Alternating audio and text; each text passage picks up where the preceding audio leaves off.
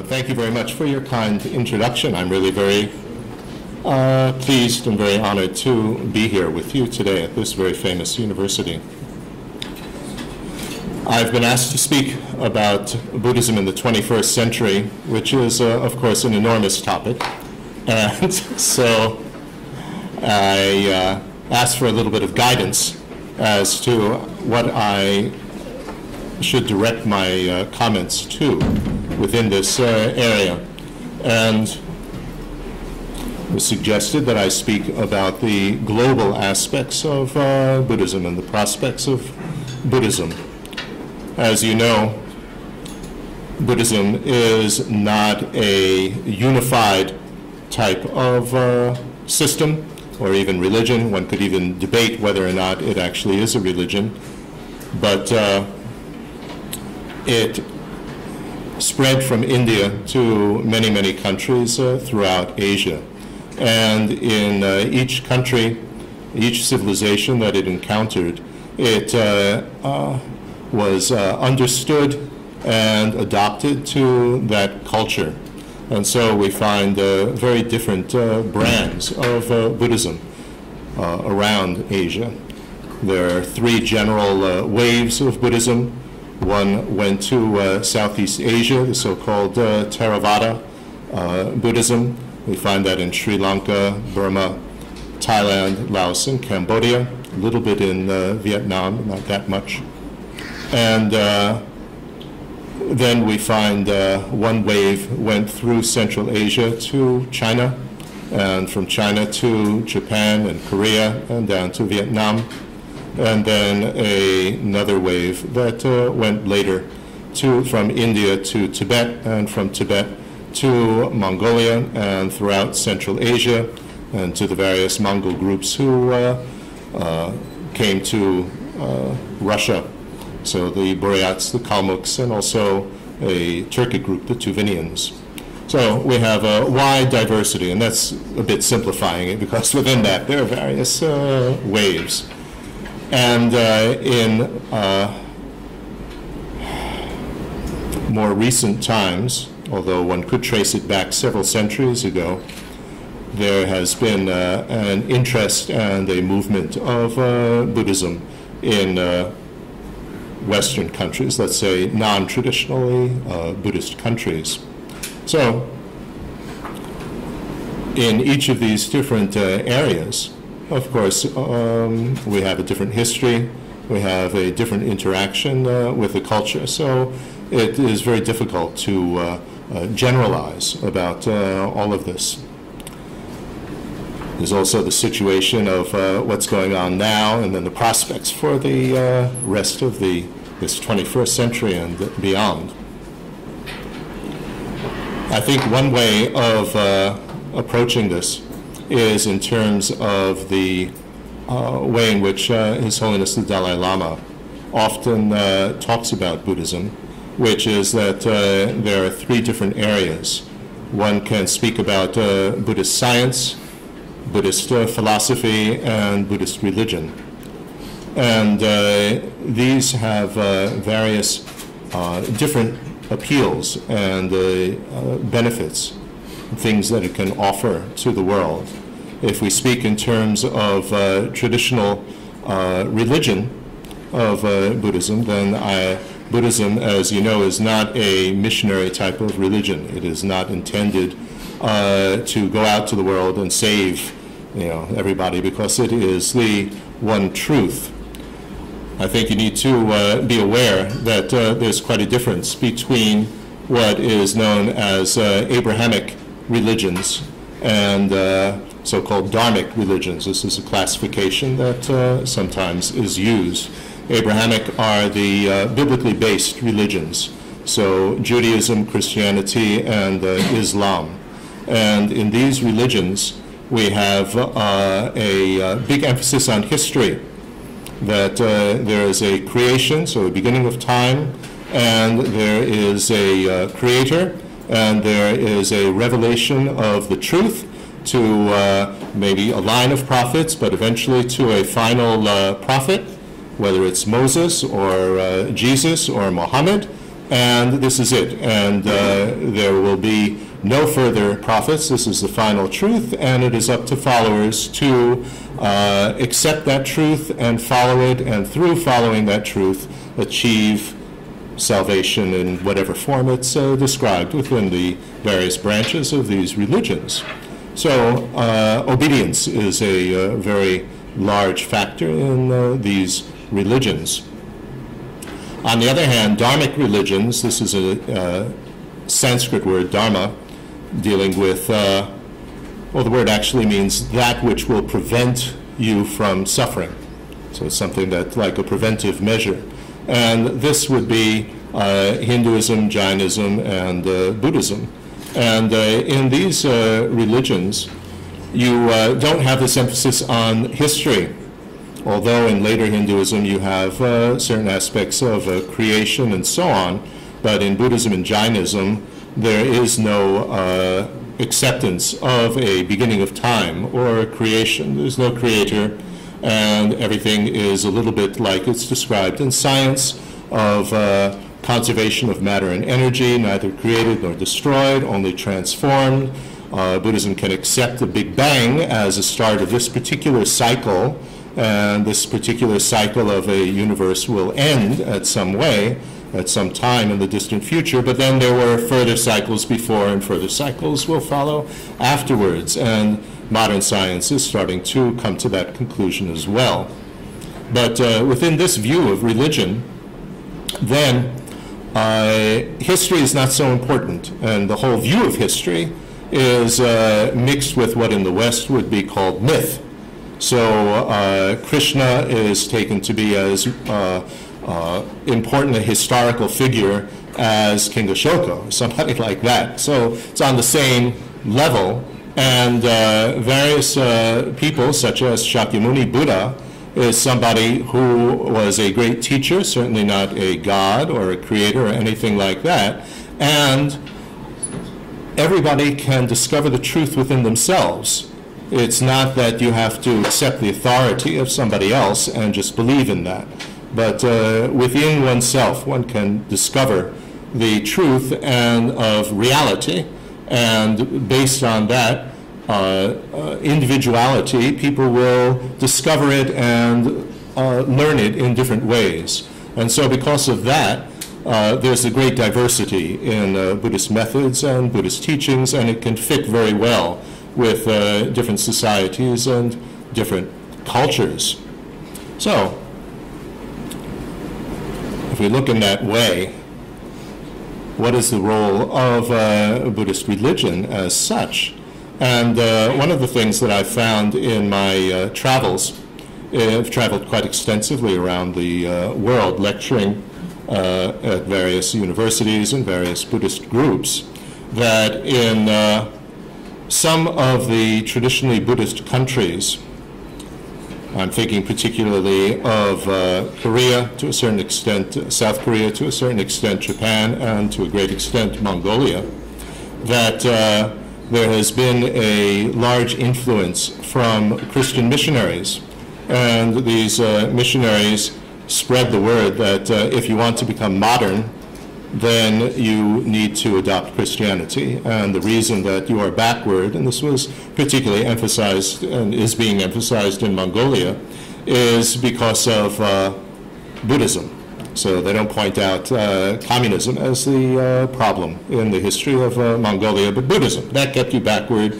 And if you want to modernize, if you want to become wealthy countries and catch up, then you need to adopt Christianity.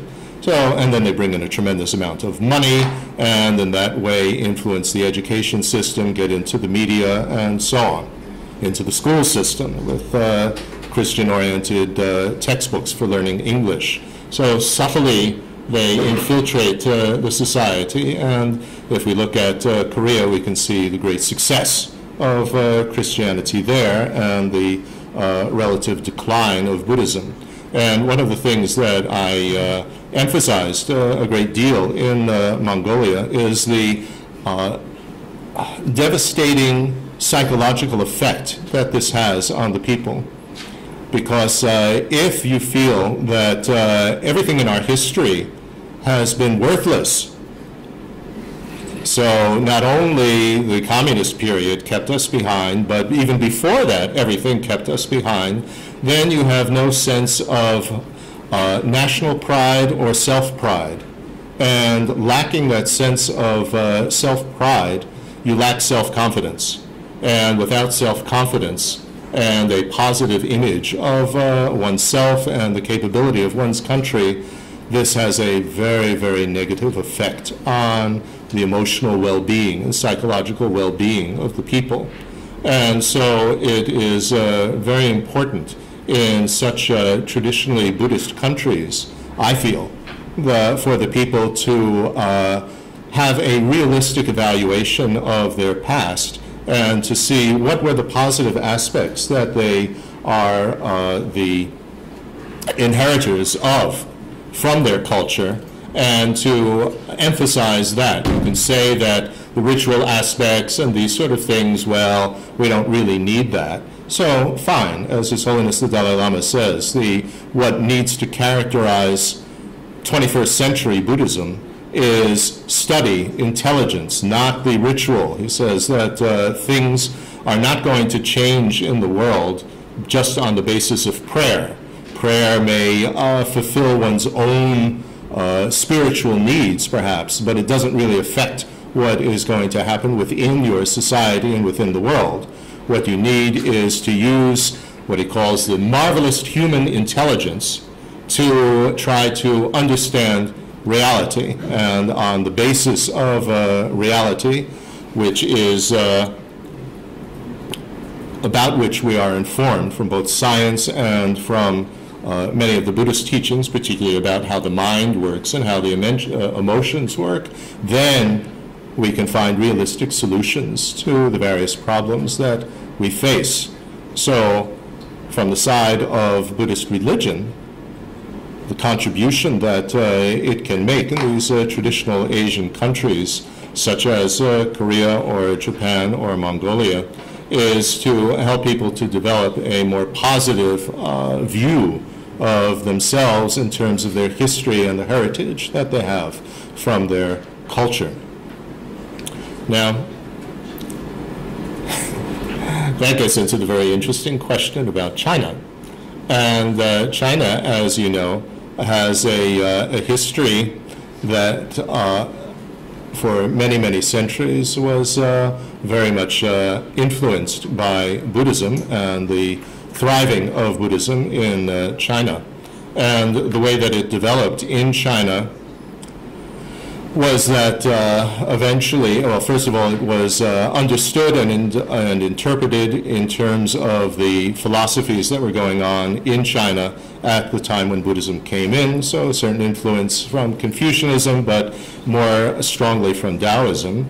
But then, after the heyday of Buddhism in China, it merged very much with aspects of Confucianism, so you have ancestor worship, and you also have many Taoist aspects which come in as well. So you get a mixture of these three.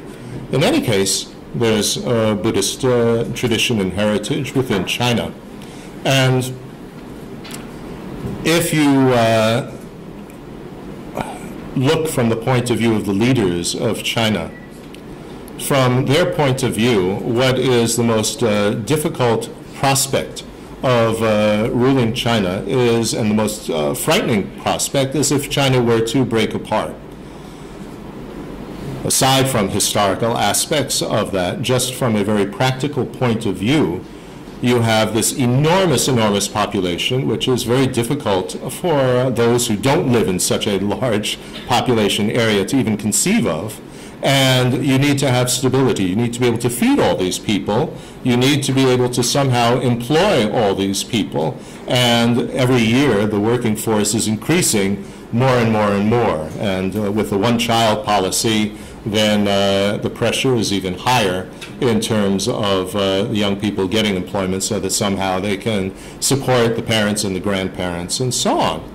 So stability is the main factor, and maintaining that stability is the main factor in terms of the situation within China from a political point of view.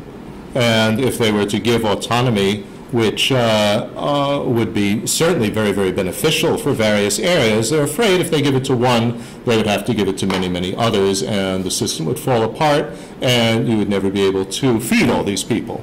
And then there would be chaos, which is the most frightening thing from a Chinese point of view, thinking back in terms of their history in various times when there was a breakup of the empire and there was chaos. So now you look and you say, well, of course, difficulty in Tibet and the suppression of the use of the culture and the language and the religion and things like that, this is absolutely horrible. Agreed. But what can Buddhism contribute to China? And this, I have suggested a number of times, but often people laugh at it.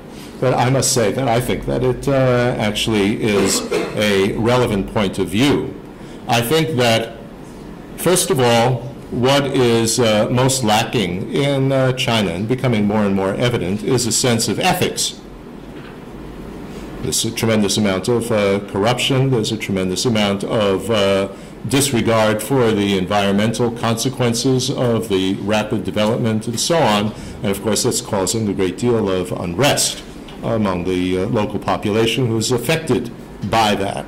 And so you need a sense of ethics. So where are you going to get this ethics from? Well, there is a certain revival or an effort to revive Confucianism. So you have all these Confucian institutes and so on around the world. Very good. What is the main emphasis in Confucianism is an orderly society in which everybody plays their place, and if the minister acts as a proper minister, and the emperor is a proper emperor, and the father is a proper father, and the son a proper son, and husband and wife, and so on, these positions, if everybody plays their role properly within the context of the state, then everything will flow harmoniously. So this is a very appropriate choice for the current government. However, as I said, you have Buddhism in there as well. Now, there has always been a dynamic throughout Chinese history of who is going to be in control, the Buddhist institutions or the state. And if you look at the waves within Chinese history, there have been certain times where there have been repressions and so on of Buddhism because they were becoming too powerful. And there's always a need for some sort of compromise of the Buddhist with the state. So this is nothing new that is happening in China from the point of view of Chinese history. I feel very strongly that to understand China, it's very necessary to see it within the whole context of its history, because the Chinese people are very, very much aware of a sense of history and a sense of continuity, despite the communist revolution and so on. So there is a continuity which is there. So somehow Buddhism and the state will need to come together. So what can Buddhism add in terms of ethics? And this, I think, is very important. You have, on the one hand, a sense of consideration of the equality of everybody. Everybody wants to be happy. Nobody wants to be unhappy. That fits in very nicely with the socialist type of framework. But the other thing, this is the thing that often people laugh at, is that the Chinese brand of Buddhism is vegetarian. Unlike other forms of Buddhism, this is the tradition in China. So if you look from an economical point of view, the amount of, what is the first sign of affluence in China? First sign is to be able to eat pork, to eat meat. That's the first thing. The computer and the television and internet and all of that comes second. So if you think of the amount of grain that it takes and the amount of water it takes to raise the grain, to feed the number of pigs that it would take to feed pork to every Chinese person, this world is incapable of supporting that, and it would be an enormous disaster to the rest of the world that China would have to import a tremendous amount of grain. The price of grain and feed would go way, way up around the world, And you'd have a terrible consequence of that on the poorer regions of this globe. So if you want to save China, from an economic point of view, I think it is very much in their, to their benefit to reinstate Buddhism in that sense, and then encourage vegetarianism. This would have tremendous economic benefits. As I say, people laugh at that, but the more that you think about it, actually it does make a great deal of sense. It would be a very good selling point for convincing them to allow Buddhism. See, the situation of Buddhism and Islam in China is quite different, at least from the little research that I have done. If given the chance to follow a religion, then the Chinese would choose Buddhism. This is what they would traditionally identify with. You see this in China in terms of people going to the temples, and they want to go, but they have no idea what to do there. And so they light some incense and like that, and then they go. So, or if there are Tibetans or Mongolians that are allowed to do some chanting, they sit there and they listen to the chanting. They like that. Or sometimes you'll find some Chinese chanting, so they like that. They have no idea really what to do. But the fear is that, from the government side, is that if Buddhism is allowed, then allowed in a more open way, not just a lip service, showcase, have Buddhist temples as museums, as money-making places. But if it were allowed, people's allegiance would go to Buddhism, away from communism. So this is a big threat. Whereas with Islam, if you look at Islam in China, then we have Islam among the Uyghurs in Xinjiang, the province way over in the northwest, and they're not really concerned at all with spreading Islam. They just want to be left alone to themselves, a very distinct group from the Han Chinese. And the Hui. The Hui are a group of Muslims that originally were brought in at the time of Kublai Khan, a little bit before as well, but primarily at the time of Kublai Khan. They were brought in from the area which is presently Uzbekistan, and it was very clever of the Mongols to bring them in, because the Mongols had no idea really how to rule an area, particularly how to collect tax, and so this was very clever. You have these Muslims come in from Uzbekistan and have them be the tax collectors, so everybody will hate them rather than hate us Mongols, who are the ones that are keeping all the booty from the tax. So very clever. And these people stayed in China and developed within Chinese culture. So they don't have their own language, they speak Chinese. And the only thing that really distinguishes them, if you speak with them, they don't really know very much about Islam. It varies in terms of the Eastern or the Western Hui within China. They're spread very much around China and so on. But they wear a little white cap and they don't eat pork. And that, to them, is Islam. So they're not interested in spreading Islam in China to the Han Chinese. And so Islam doesn't pose a threat to China in terms of the allegiance of people, whereas Buddhism does. And therefore, the restrictions on Islam are far less than the restrictions have been on Buddhism. So this is the situation in China, and what is most lacking in the various monasteries, both Chinese monasteries and Tibetan monasteries, are teachers. It's more lacking within the Chinese monasteries themselves.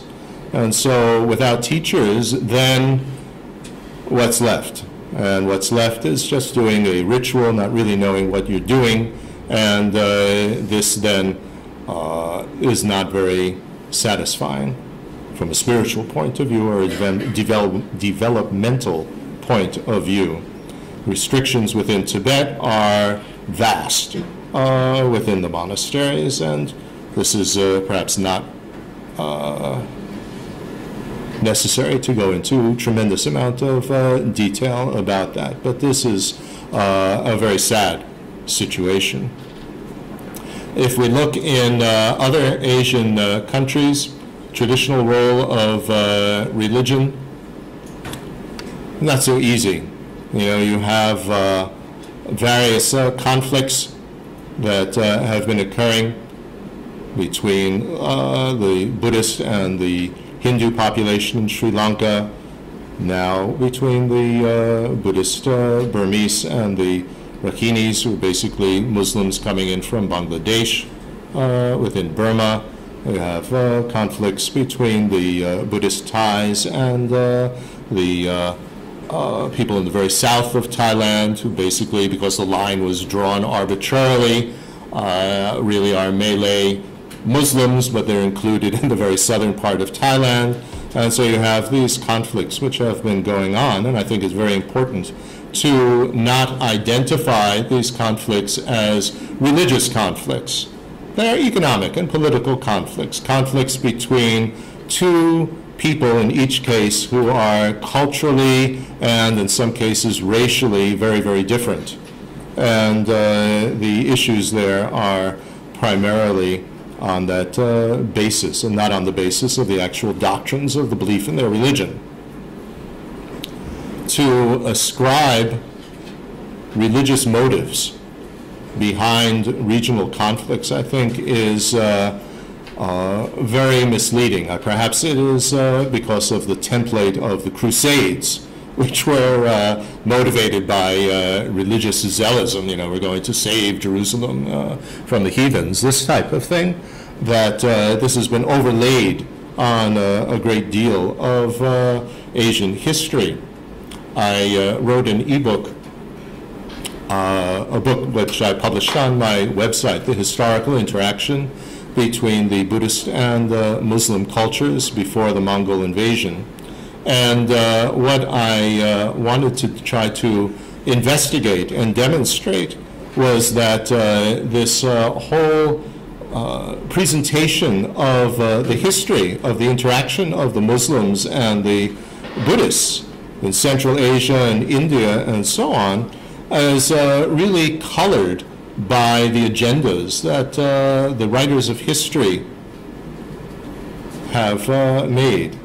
I forget who said it, but there's a very famous saying that history is written by the victors, by the ones who win the wars and who conquer areas. So histories are not usually objective. There is a hidden agenda behind the histories. So the Chinese histories, each dynasty to say how wonderful they are and how horrible the one before was. The Muslim histories generally want to give the a flavor of the glory of Islam, and the British histories of India. This is very, very interesting. If you look at them, what was their hidden agenda? And their hidden agenda was to show how horrible and exploitative the Muslim Mughal rulers were before, and how wonderful we British are to now come and save you from the oppression of the Muslims. So with that hidden agenda, you have the whole overlay of that historical period colored by this thing that, you know, the Muslims came in and they destroyed everything and they killed everybody and so on, which, although, sure, there was some destruction which was there, but what was their motive? If you look at history in a more, you know, sort of put together the histories which are written by the different civilizations that participated and tried to figure out, you know, what really was going on, I think that one would have to say that the motives for war and invasions have remained the same throughout history. You want to gain political control, power. You want to gain economic benefit, great economic benefit in terms of who would control the Silk Route, who would get the tax from this fantastic trade which was going through the Silk Route. And so that's clearly your motive for invading and trying to take over these areas. And you could encourage your troops by saying, well, you'll go to heaven in glory of Islam and stuff like that. But surely that is not the motive of the people who start the wars and who send these people in. They want the money. They want the power. They want the control. And if you look at the monasteries that were destroyed, these were the ones where there was resistance, where there was a lot of wealth. They left the poor ones alone. There was a famine that went on and an earthquake in Kashmir. Buddhist monasteries there, they left it alone in the beginning because there was nothing to gain from going there. So, like that, I tried to give a more objective view of that history. And I think that this is relevant in terms of the present situation as well in these conflicts that we've seen in Sri Lanka and currently in Burma and what was going on in Thailand as well. I think that it's very unfair to look at them in terms of religious conflicts. Okay, enough about traditional religion. Our time is limited. In terms of science, Buddhist science and Buddhist philosophy. In this area, Buddhism has a great deal to offer without necessarily bringing in the religious aspect. Religious aspect would deal with rebirth, past and future lives, rituals, karma, all this sort of thing. But in terms of Buddhist science, this is something which is of great interest in terms of these meetings that the Dalai Lama has with scientists and so on. There's a growing recognition that mind, and by mind we're not talking about necessarily the brain, but we're talking about subjective experiencing of things, that this is actually something. It's not, we can't just reduce it to the electric and impulses and chemical workings of the brain. That that's there and that underlies it, but nevertheless, through subjective experience, one can influence, obviously, one's experience in the world in terms of levels of stress affecting the health, levels of concern for others, concern for society, as opposed to loneliness and so on, that these very much influence the physical body, influence certainly the welfare of people. So there's a great deal of, interaction there and investigation that is going on.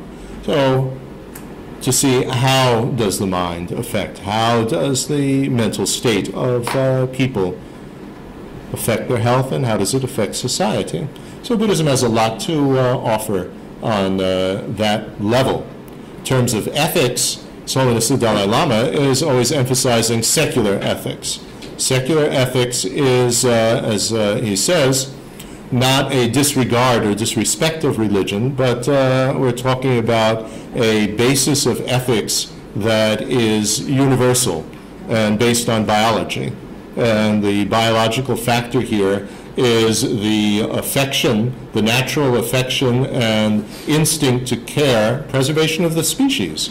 So taking care of the baby and the bond between the baby and the mother, and the important role that affection plays in the development of the brain, the development of the feeling of connection and empathy. And on that basis, then if one thinks in terms of interactions with others, then kindness, concern for others, and so on, is something that everybody can develop, because everybody, even if your parents were abusive, somebody took care of you, otherwise you wouldn't be here today. So we have that basis. So there's no need to base kindness and concern for others and the fact that we are all living together on this planet and need to get along with each other. That can be based on purely scientific grounds of survival instinct, preservation of the species, biology, etc. So this is coming from the point of view of a rational view of not only Buddhist ethics, but all ethics. In terms of Buddhist philosophy, this is very much concerned with reality. And this is emphasized very, very strongly, that we need to, especially by the Dalai Lama, who is perhaps the most influential of the Buddhist leaders today, and certainly the most highly realized one, that we need to have a realistic view of the world, of ourselves, and of everyone and everything. Everything is interrelated. Everything is interdependent. We see this on this growing global scale. And so that is a fact. And it is necessary to take a holistic view of economics, of politics, of everything. And this is something which is emphasized very much in the Buddhist approach, and not something that is restricted to just the followers of Buddhism as a religion. So this is emphasized very much. Within that area, one thing that I'd like to touch upon very much is that there are growing trends within society that are going to present tremendous challenges in the future. And I think that the areas from Buddhist science and Buddhist philosophy can be of great benefit on a larger global scale. I mean, there's a great deal of interest in Buddhism, and there are Buddhist groups growing up all over the world. That's fine. Whether they're interested in it as a religion, whether they're interested in just what I call Buddhism light, just as relaxation techniques and so on, that's another topic. But here, what I'm talking about is this trend of social networking and text messaging and being totally tied in to your phone, to your cell phone. Now, if you look at what's going on with this trend, you find that of course you can talk about the benefits of it, and I don't deny the benefits, but let's look at the problems that are coming up from that. And there are several problems. One is the problem of concentration. People's level of concentration is going way, way, way, way, way down because they're multitasking all the time. And although people might claim that, oh, I can multitask and so on, it is very clear that if you have 100% of attention and you divide it, you cannot give 100% to each portion of things that you are focusing on. And so the attention span, because you have many things going on your screen at the same time, you're checking your email, your Facebook, your SMS, and you're answering all the time. Plus you're listening to a lecture. Plus you have the earphones in, so you're listening to music at the same time. And the mind isn't really focused well on any of them.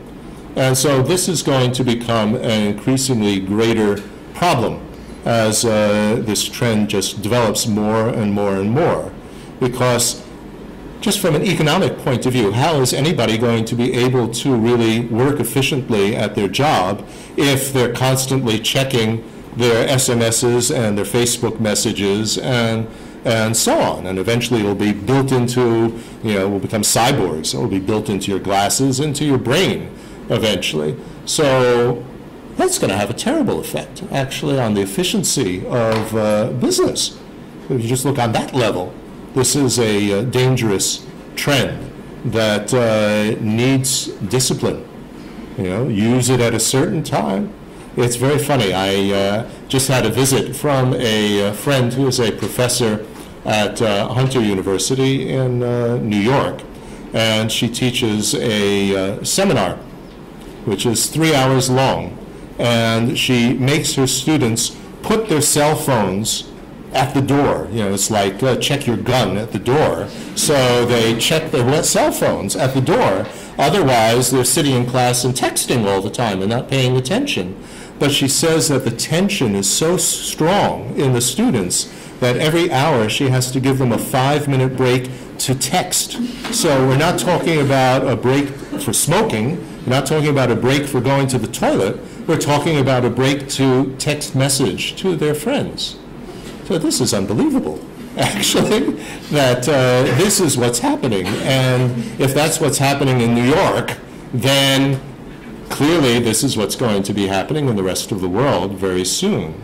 So Buddhism has a tremendous amount that it can offer just in a purely scientific sense of how to concentrate and how to control obsessions, because it becomes an obsession to have to text message and look at all your messages all the time, because there's the feeling that I'm going to miss something, as if it really is going to make a difference that you miss that what your friend had for breakfast today or what television show they are watching. You know, I always find it quite amazing to imagine what in the world are they texting all the time? You know, what are they saying? Not that much is happening. Another thing that I noticed from a lecture that somebody at MIT gave that I heard on public, well, on YouTube actually. I look at that stuff too, you know. And what she was saying was that because of this addiction to text messaging, that people are starting to feel that they can't really feel or experience something unless they are texting it. So in order to feel an emotion, they have to text it and write it down. That also is, that's very dangerous in terms of it's bad enough the alienation that people already feel, but it's an even greater alienation from their emotions, from their feelings. You know, it's, I'm not real, and what I experience is not real unless I am texting it. So what's behind that? And that's certainly a tremendous feeling of insecurity, lack of self-confidence, and so on. There's also a tremendous increase in loneliness, which is coming from this. You know, there's all this social networking that is going on. So I have to be connected to everybody, but there is less and less personal interaction. So people are losing the ability to have conversations. I mean, this seems to have reached an extreme already in South Korea. And again, Buddhism has a great deal to offer in terms of that, which is just the basic insight that we're all human beings. You're social networking, okay, you're social networking, but the people on the other end that you are networking with are human beings, and they have feelings just as you do, and they want to be liked, they don't want to be disliked, they don't just want people pressing a button saying, I like it, I like you, and then the whole sense of self-worth is based on the numbers that are there, but they want human interaction. This type of thing, just as you want human interaction. And this feeling that I have to be in control. And so I can control through the media, through my cell phone, what I say. And not have this, the danger of the spontaneity of a conversation, face-to-face conversation, that also underlies a tremendous insecurity. That insecurity is, of course, reinforced by economic insecurity of what's going on in the world today. So with the Buddhist teachings, you don't have to be a Buddhist for this, but as His Holiness the Dalai Lama always says, compassion, which is voluntarily thinking of the problems of others and showing as much concern for others' problems as you would for yourself, gives you a tremendous sense of self-confidence. Instead of being afraid of problems and difficulties, you take them seriously, realistically, and show concern for them. You may not have the solution, but just the fact that you show concern to others is a very important step of self-confidence. And without that self-confidence, there's no way to overcome the economic difficulties that are there as well. Just without that self-confidence, it leads to further and further and further depression. So I think that in the 21st century, Buddhism has a great deal to offer on a global level, which is not restricted to one culture or another, because Buddhism was never restricted to one culture or another. But in these areas of Buddhist science and Buddhist philosophy, that it can offer, as I said, methods for developing concentration, methods for developing more discipline. How do you develop discipline? You develop discipline by seeing that there are many disadvantages not to have discipline, and seeing how actually it hinders you not to have discipline. And you deal with motivation and so on. Why would you want to set limits on how often you look at your text messages, or these sort of things? Certain limits have to be placed there, that type of discipline. And the ethical discipline to take others seriously, not just as people that you can turn on and off with your machine, and if you don't feel like interacting with them, you just press the button and turn it off. And that the only way that you show any real concern for them is by pressing a button which says, I like it. And you get, another number goes up in their tally of how many likes they get in their Facebook page. So this is a very important factor. Another thing, before I end for and open up for questions, concerns the interaction with between Buddhism and other religions, other cultures. I started a number of years ago for His Holiness the Dalai Lama this Buddhist-Muslim dialogue. And one of my main concerns in opening up that area was that you have a, the world seems to be somehow divided into various regions. So one region of geographic region is Central Asia. And you have Central Asian cultures that span the former Islamic republics of the Soviet Union, Kazakhstan, Kyrgyzstan, all the stans, and Mongolia and Xinjiang in China presently, and Tibet. And they have a certain common type of economy, certain common type of agrarian, traditionally agrarian, and herding type of society. Well, this group needs to somehow come together in one way or another. And so if you look traditionally at what the cultures and religions were of these areas, you have Islam, you have the Tibetan form of Buddhism, and you have Russian Orthodox Church. And so the one that I became involved with was to open up a dialogue between the Buddhists and the Muslims to try to understand. And one of the steps in that was to get a more objective view of the history. So this is why I undertook that research and writing that ebook about getting a more objective view of what went on and the interaction there. And since then, I have, with my website, the website is concerned, BerzinArchives.com, is concerned with preserving the real thing, Buddhism.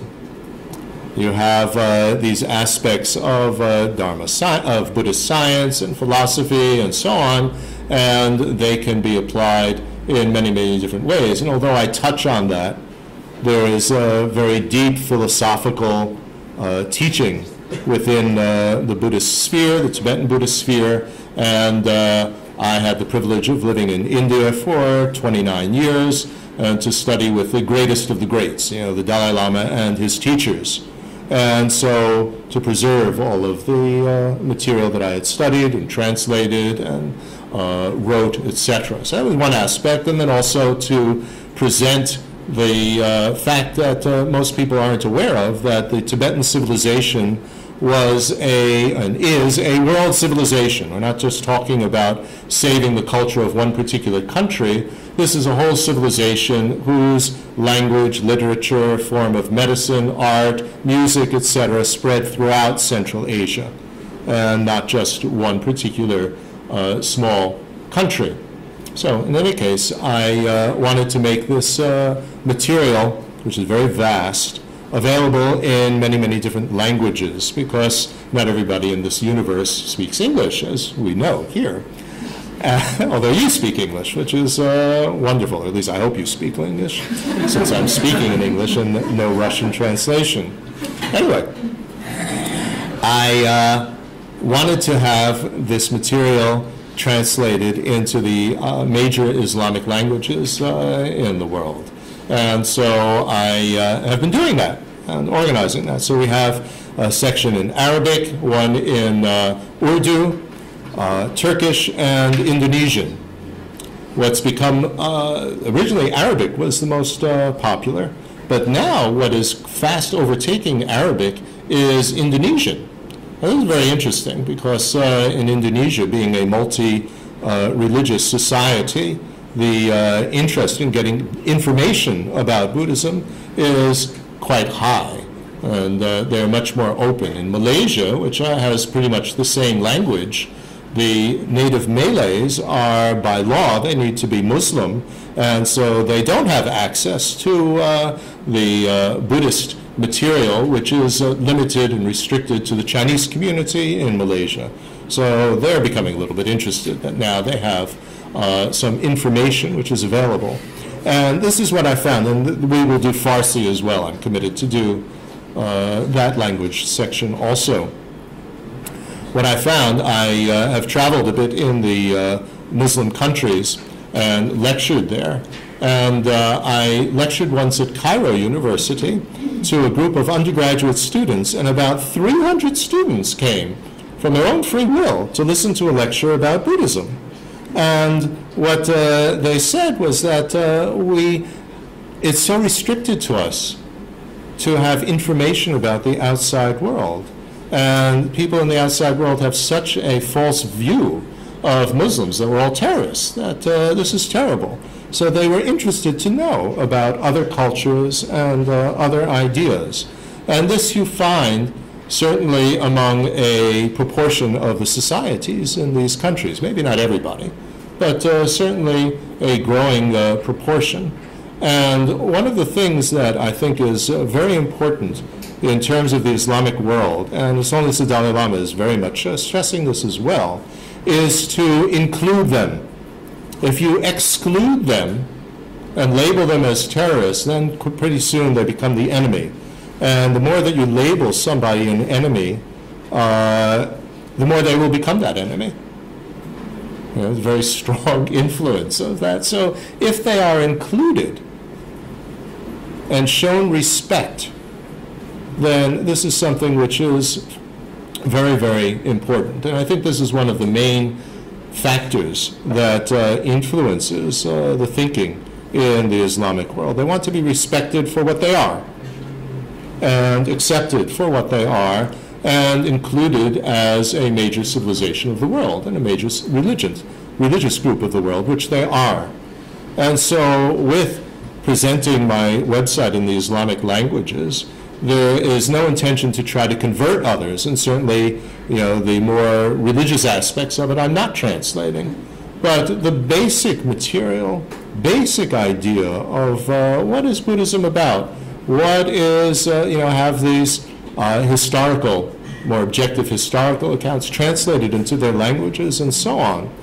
My thinking is that even if not so many people read it in these languages, although there is a growing number of people who are reading it, nevertheless, it shows respect to them because you have put it into their languages, and their languages are included among the other world languages.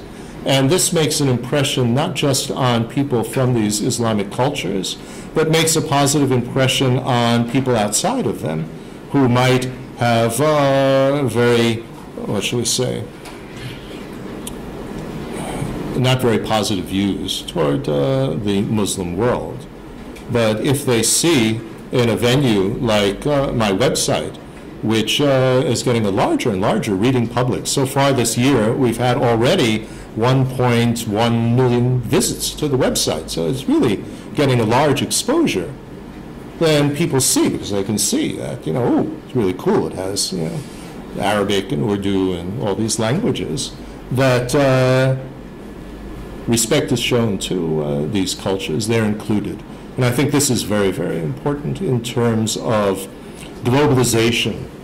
When we have this growing interdependence and interrelation of all our cultures and all our religions, it's important not to, I think, homogenize it all and make it all into one undifferentiated soup so that you find the same stores, the same everything everywhere. But, McDonald's world type of vision.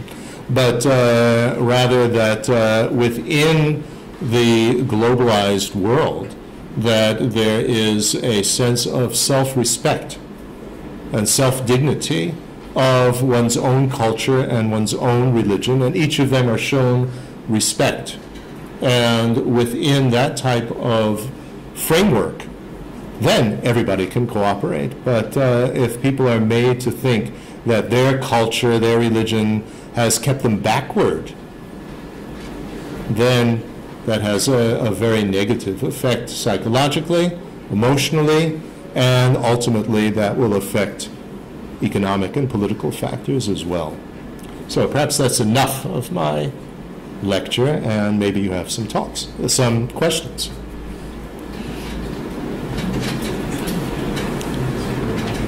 Anybody? Yes. Thank you very much for your lecture. That was wonderful. So, but could you tell us about the spread of Buddhism in Russia? Yes, especially, yes. Is it possible that in the future in Russia, Buddhism will become as popular as Christianity and the other religions? The question is, could I speak a little bit about the spread of Buddhism in Russia, and is it possible that it will become as widespread as Christianity? That's assuming that Christianity is getting more and more widespread, but we'll leave that aside. As you know, there are three traditional Buddhist areas within Russia. We have the Buryat Mongols, we have the Kalmyk Mongols, and we have the Tuvinians. And there is a strong effort to revive Buddhism in these areas. People are interested in their culture, and a great deal of effort is being done. Some areas they are cooperating with each other, other aspects each area is working by itself, and certainly His Holiness the Dalai Lama and the Tibetans are helping whenever they are asked to help with teachers and training and so on. As for Buddhist groups within non-traditional Buddhists in Russia and in all the former Soviet republics, we find that there is certainly a growing interest, but what type of interest is really the question. I've been coming to this part of the world. I think I first came here in 1988, and I've seen certainly a great deal of change over the last, 24 years, something like that. And I find still that there are different groups within Russia, within the non-traditional Buddhists, that have an interest in Buddhism. One group is the very serious intellectual group that wants to study the texts and approach it in a very scientific and thorough type of way. And you have fantastic scholarship that has been done in the past here in Russia, and there are certainly a group of people who bring that seriousness and scientific approach to their Buddhist study. So that's one group.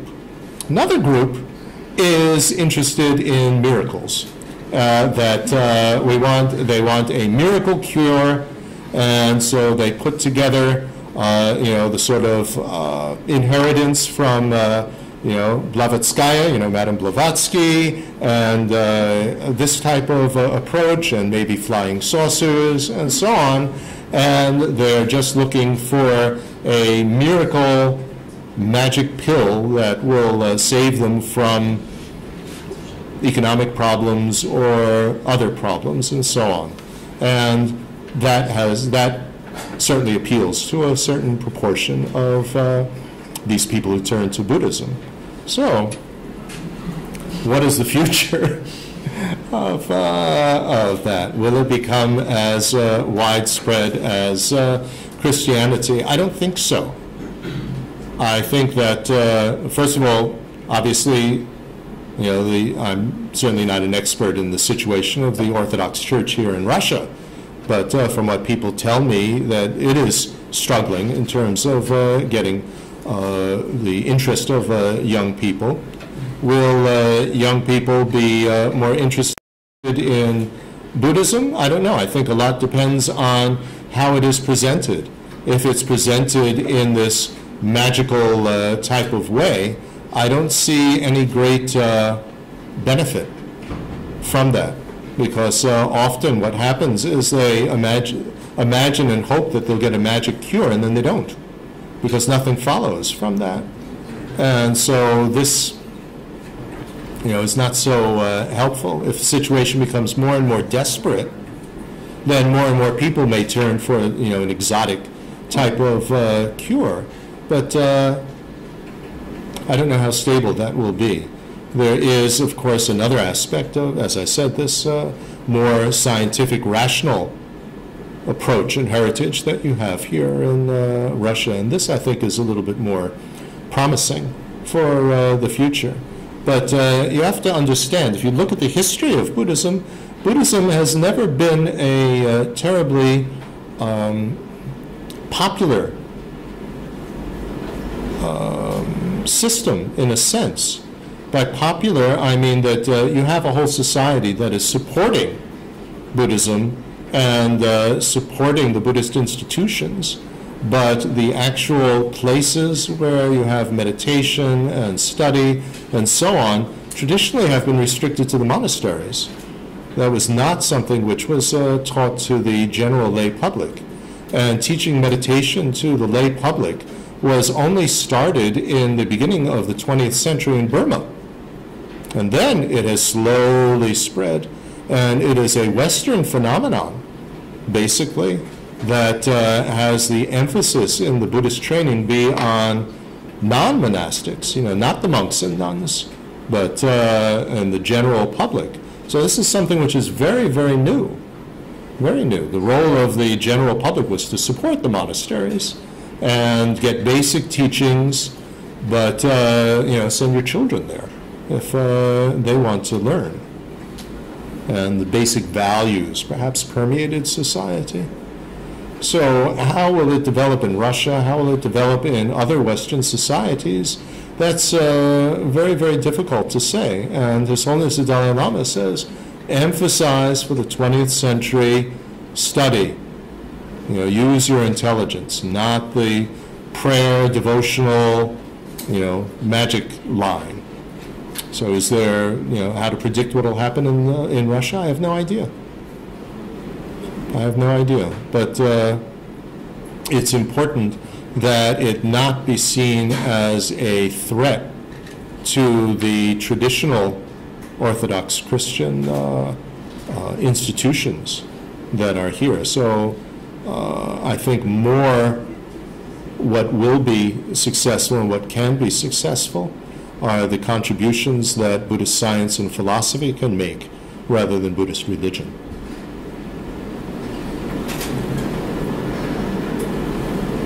Anyone else? Yeah. Thank you. When Mr. Thurman visited Medieval, his colleague, Telotulpa Rinpoche, said that the purpose of life, or human's life, is happiness. And I wonder if you agree with this idea. So she says that when Professor Bob Thurman was here, he quoted the Dalai Lama actually, who said that the purpose of life is happiness. And do I agree with that? Well, Dr. Berzin, she said, Telutuku Rinpoche said that during Ophthalmos. Oh, Telutuku Rinpoche said that. In any case, the quotation comes from the Dalai Lama. So whether it's Telo Rinpoche quoting His Holiness or Thurman quoting His Holiness, that's not the point. Point is the statement. And the statement is on the basis of a general axiom that you have in Buddhism, which is that everybody wants to be happy, nobody wants to be unhappy. So in order to understand that statement, you have to know what is the definition of happiness. And what is it that everybody wants? And happiness is defined. Buddhism is very wonderful in the sense that it has definitions of everything. So happiness is that feeling which, when it occurs, you want it to continue. You don't want to be parted from that. And unhappiness is that feeling which, when it arises, you want to be parted from it. So if we look at that general definition, then, of course, the purpose of life is to continue. The purpose of life is not to die. I mean, that is inevitably what's there, but when we are alive, we want to continue to be alive, and we want to continue to have those type of experiences that we would like to go on. We would like to have them continue. So from that point of view, one can demonstrate that this statement, the purpose of life is happiness, is a valid statement. Purpose meaning the aim. What do you want to achieve? You want to achieve those states that you find pleasant and would like to go on. So sure. You see, this is my point, that from the Buddhist point of view, everything is really quite rational. That it can be understood from the point of view of reason and logic. Now, you can have an emotional component to that, and you could have a devotional component, which is one of great respect. But the foundation is not just, blind belief and faith. The foundation is respect for the human intelligence and the ability of the human intelligence to discriminate between what is valid and what is invalid, what is helpful and what is harmful. And this is one of the ways to demonstrate that there is such a thing as mind, what I was speaking about before. Mental activity, subjective mental experience. His Holiness Dalai Lama asked the scientists once, from brain scientists, from the point of view of brain science, is there any difference between thinking 1 + 1 is 2 or thinking 1 + 1 is 3? And they said there's absolutely no difference. If you do, put the brain in some sort of machine or something like that to measure, there's absolutely no difference between those two thoughts. So that demonstrates that there is something more than just reducing everything to the firing of neurons in the brain in terms of discriminating what is correct, what's incorrect, what makes sense, what doesn't make sense, what fits in with reality, what doesn't fit in with reality. So human intelligence, use it. You have it. Otherwise, you wouldn't be here at this great university. So please use it. So let's end here. And thank you very much for this opportunity to meet with you.